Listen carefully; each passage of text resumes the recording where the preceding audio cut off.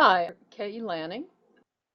I'm speaking with Sylvain Neuvel, author of one of the best sci-fi novels of 2016, Sleeping Giants. The sequel, Waking Gods, is coming out April of 2017. Sylvain, I appreciate you taking the time to speak with me today. Well, thank you for having me. Yeah. So, a little bit about your background. Can you just tell us a little bit about where you were born and a bit about your childhood? Yeah, I'm from a small town near Quebec City called l'Ancienne Lorette, about 15,000 people, so tiny place. I was raised there. I moved to Montreal. I don't remember when, but it's like 25 years ago. So it was my home now. I've been here since I can remember.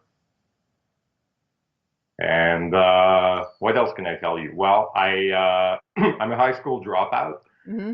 I love that. Um, and well, I dropped out of high school. I was about 15, and I went back for a BA after that. And when I was about done with my BA, my professor said, "Well, you got to keep going." But I said, "No, I can't. I tired of eating crab dinner." And they said, "Well, go to the United States. They'll pay for your studies."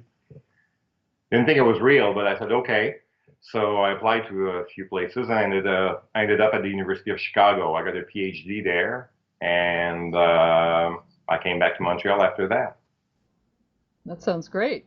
So Oh, I did read a bit about your leaving high school at 15 and sort of about some of the other adventures that you had. And I must admit, the Allman Brothers song "Ramblin' Man" kind of came into my head. And does that kind of fit with what you were doing and sort of before you went to college, back to college, excuse me? yeah, I traveled a lot. I did just about every job you can imagine, from selling ice cream to furniture, lots of selling. Worked as a journalist. I did soil decontamination. Uh, Worked construction in California. Well, if you can, if it exists, chances are I've tried it. I mean, that's to me, it's great to have in as a writer, have that kind of diverse background. It's life experience. It comes in handy down the road. You don't think it will, but yeah. Yeah, exactly.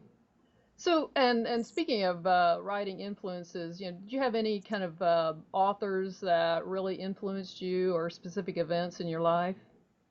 Well, in terms of authors, I don't know if it's the same with everyone, but I'd have to go back to my childhood for some reason, like teenage years and like those formative years that sort of shape who I am and what I like in books. So back then, I was reading, Michael Crichton.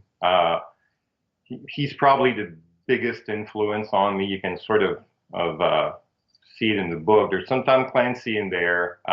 Every time I read Sleeping Giants, I get that Hunt for Red October feel every now and then. I added the submarine scene in there just as an homage because I did read also that your son was a big influence on your writing. it's all his fault, really. This whole thing. I I well, I've been writing all my life in like one form or another, either as a journalist or writing training manuals or just writing for the fun of it, for that matter. But that book started when my son was about 2.5, maybe 3 years old. I asked him if he wanted me to build him a toy robot because I work on a computer all day and I come home and I write on the computer. And once in a while, I like to build physical things. Um, so instead of saying yes, like any good kid should, hey, a new toy, he started asking a bunch of questions. What kind of robot? Where is it from? What does it do? Can it fly? Does it have lasers? No idea. Uh, it started as a backstory for a toy I was going to make for my kid, but as I kept thinking of it, we were watching a Japanese anime about a giant robot from outer space. And started asking myself what it would be like in real life if we found a giant artifact from a civilization that's not from this planet. And the first thought that came to mind is we wouldn't know about it. There'd be a handful of people who are part of the project who are can see that information, but none of us would know. But it would have to leave a paper trail of sorts. And then I thought, oh, that'd be cool to write that paper trail, the sort of traces left by this top secret project somewhere. And I started working at it, and about a third of the way in, I thought, oh, this is good. Maybe I should do something with it. But yeah, it's my son's fault. It's always good to be able to blame somebody. Yeah. Um, One thing that's interesting about the novel is the interview style that you used, and it really has a documentary feel, which is sort of what you're saying. What drew you to that format, and have you had some challenges because of that, or with that format? Well, I wrote the prologue first, and then I started plotting the book, and wasn't too sure what point of view I was going to take. It seemed wrong. I had the characters in mind already. It seemed wrong to use one more than the other. I thought maybe I could switch from one chapter to the next. And then the idea for the interviewer came up, and it just clicked, right? He was not just one of the most important characters in the book, not just this mystery man, but he's also the glue that binds the book together. He's like both a character and a literary device. Uh, once once I thought of him, then everything just clicked. Besides, I like dialogue. I think it's one of the most objective point of views you can take for storytelling, and it forces the reader to make his own mind about what's going on. You get to know the characters just by watching him speak. You figure out who they are just from not just what they're saying, but how they're saying it, what they're not saying, how they're reacting to a particular situation. So basically, you as a reader are participating in the story a lot more than if you're given like a God's perspective or if you're inside someone's head. Right, right. I think it was effective and sort of goes with your premise of how you would find out about this particular robot and all that, as far as it being something not necessarily out in society, but somewhat of a hidden search. So I think it It, worked effectively. it fit the story well. I also really like epistolary novels to begin with. The first book, when I was a bit older, that just blew my mind was probably the Les Liaisons Dangereuses by Laclos, Dangerous Liaisons in English.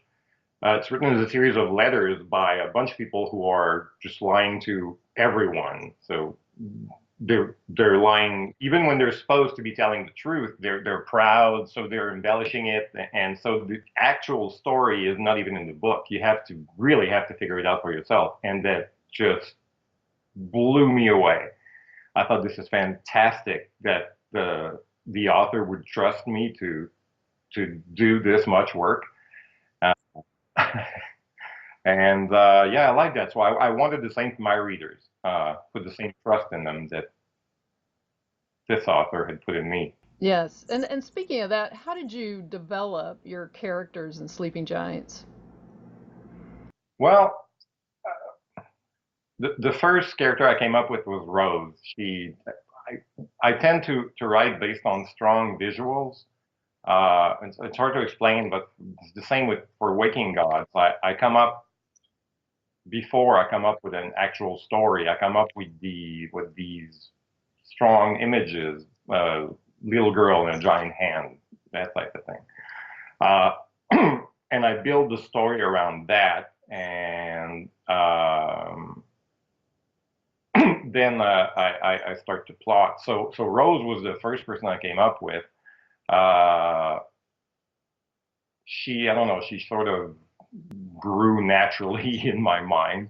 Kara was the same. I channel my inner Kara very easily, so I didn't have to think much about her. Yeah, actually, you talk about that. I've been reading about you and reading some of the other interviews. I kind of thought, there's a lot of Sylvain in Kara. I love that. So Yeah, she and the interviewer are, I don't know what that says about me, but they're the two characters that come out the easiest. Oddly, it's Vincent who I have the hardest time writing. I gave him a bunch of my own background. He comes from the same place I'm from, and he studied in the same school, and he the same, but we're so different. Uh, Vincent's work, yeah, he takes work. If I could write the interviewer all day or Kara, I'd be happy. I could write 10 books a year. well, it was interesting you bring up Vincent or Vincent. I thought it was a bit unfortunate for that character that your robot had legs that were bent like an ostrich. As far as what Yeah, happened to the poor fine. fellow. So why did you choose that particular design? Well, I don't know. It, this fairly bad sci-fi movie called, I think it's actually called The Arrival, not the new one from Denis Villeneuve, but the old one. It's with Charlie Sheen, and the aliens have these legs that bend the wrong way, and it sort of, I don't know, it left a mark. And the thing when you write aliens, even though there aren't any in that book, is well, you can't write real aliens because they'd probably be, I don't know, amoebas or microbes or something that you really can't do anything with in the book, not as characters anyway. So you sort of have to make them human a bit, and I just thought this was a nice way of well, making him different enough from us, and it created like a technical challenge that we had to resolve somewhere in the book. Yes, poor Vincent. Yeah, yeah. I really I put him through bad things. I love those characters so much, but I'm horrible to them. Well, I really loved it. I thought it was an interesting challenge, and I think you handled it very well. I think it is great as far as talking about the visual side of it. That Sleeping Giants is under contract for a film, and since you really seem to be a visual person, does it feel natural to you that it could be on the screen? Yeah, well, not surprised that someone would have an easy time imagining it on screen. Usually, before I start a chapter, you could call it a scene. I will visualize that scene in my head with like in detail, camera angles and all, and because the book is dialogue, then it's complicated. But basically, I try to have people carry their conversation in a way that will somehow bring those same images in your mind. That well, so and I can see that sometimes at least it worked enough for the movie world to see it. But yeah, I'm very visual in terms of plotting and writing, and so uh, it reads a bit like a screenplay in some ways too. So it's very good to think of it as a movie. Yeah. Did you have any specific actors that you imagined in the for the main characters? No, well, I had I had people in mind when I wrote it, but they're like either people that don't exist or younger versions of actors that I grew up with. I'll leave that job to casting directors. Uh, but as a sort of a preview of what it could look like in a as a movie, the audio version of the book is really fantastic. They have a multicast, uh, and they did a great job. It's been nominated for a bunch of prizes, won some too. Uh, so even for people who don't enjoy paper that much, audiobook great way to try. Yeah, I read that it was really a great audio product. So I think everybody should try to get that one and read it in the car, in effect. So Yeah, it seems to be getting more and more popular too. I've never been an audio person myself. I like paper, but I can see the appeal, especially having heard my book in audio form. It's really great. The actors did an amazing job with it. And just out of curiosity, with all the success that you've had with Sleeping Giants, has it changed your life? Well, yeah, my my life changed in a month roughly. Uh, Crazy month. I mean, I'd written the book. I was done, and I thought it was good enough to try and publish it. So I tried to get an agent for it. I queried about 55 of them, and well, they all turned me down. So I thought, meh, what do I have to lose? I'll just self-publish that thing and see where it goes. So I started a little publishing company. It was called Bot Publishing. Uh, and I prepared my release, my calendar of things that I had to do, and one of the things I needed was a quote to put on the cover for the book, so I would look serious. Uh, so I sent the book to Kirkus Reviews in the U.S., and they have a reputation for being harsh at times, but I figured I got to be able to squeeze a couple of words out of that, whatever review they'll come up with, like a dot dot dot book, Kirkus review. And but the review came back, and I started reading it. And I stopped, I paused, I started again, and I read it about 50 times. It's fantastic. Starred review. It was one of the best books of the year at Kirkus that year. And as soon as they put their review online, I started getting emails from Hollywood producers, uh, one and then another and another, and these people are calling me and saying how much they like the book. And I, at the time, I mean, it's all funny, right? Nothing's going to happen. Nothing will come out of this, but it's still fun to talk to Hollywood producers over the phone. So one of them says, I, I want to help you. And he introduces me to an agent, a movie agent at CAA, Creative Artist Agency. And a few weeks later, the rights are sold to Sony, and that agent found me a literary agent in New York, and then my book sold to Del Rey, and then it sold in the UK to Michael Joseph, and then it sold in France, and then it sold in Germany, and now we're at 20 languages. But Fantastic. yeah, but the bulk of that happened in one insane month. It was completely surreal. And well, yeah, it changes your life. I can write anything now. That is great. Well, and the another exciting part, as we've alluded to, the sequel to Sleeping Giants is Waking Gods and launching in April. Can you tell us a little bit about the next story in the series? Certainly can.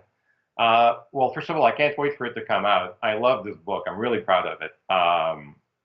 The Sleeping Giants was my first novel, but I wrote it mostly for the fun of it. This one I'd sold, so the pressure was different, but I'd also gotten better with the format. I've gotten used to it. I knew the characters better, so it was like a totally different experience to write, but a whole lot of fun. It's a darker book.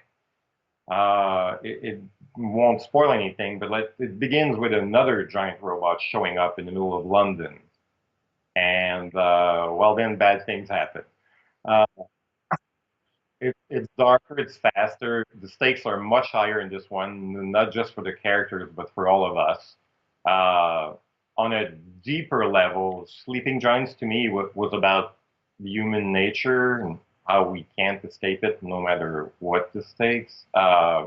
Waking Gods is the central theme is probably identity, what it means to be human, what it means to be you, for me or someone else.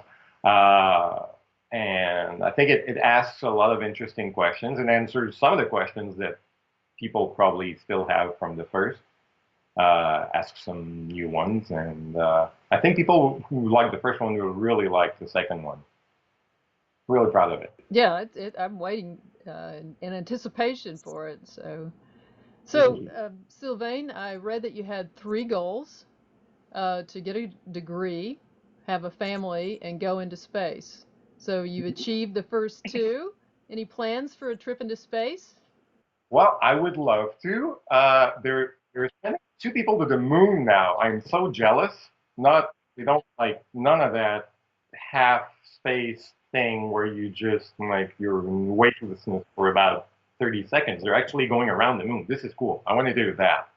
Uh, Somehow I haven't found the connection between writing books and going to space, but there I will find one at some point down the road. Well, maybe what we could do is have a sci-fi writers conference on the ISS, and that way you can get to the at least into the space as far as the space station, huh? Yeah, I could host that. Just think how many sci-fi writers would love to do that. Exactly. I mean, well, I'm open to all suggestions. If you know someone with a spaceship, Let's see, Elon Musk. Elon Musk. Maybe he'd be willing to sponsor you. maybe. If you're listening, So. Well, I really appreciate your time, Sylvain, and best wishes on the launch of Waking Gods. I'm sure it's going to be a hit. thank you. I can't wait for people to actually read it. Oh, I think it's going to be great. I mean, like you say, it's a more deeper, darker book, and I believe you said it also goes into the solar system. Isn't that correct? Or Well, no, I'm not going to say anything about that. okay, okay. I thought I read that But somewhere. there are a bunch of things we haven't seen in book one that we're going to see in book two. And chances are, by the end of book two, you'll be looking forward to book three. Hopefully, working on that one right now. The trilogy. All right. Well, thank you very much. I appreciate it. It's been a pleasure. Thanks.